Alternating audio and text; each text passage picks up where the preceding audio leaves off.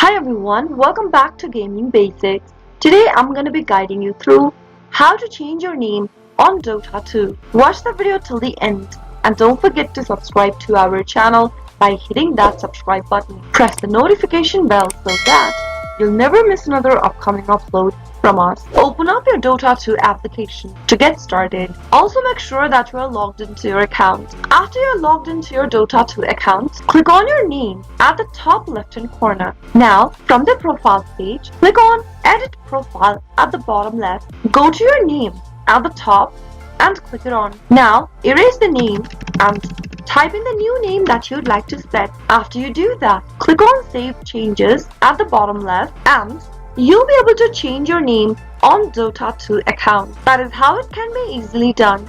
I hope the tutorial was helpful to you. If it was, go ahead and give us a thumbs up. I'll soon be back with more videos like this. Thank you for watching.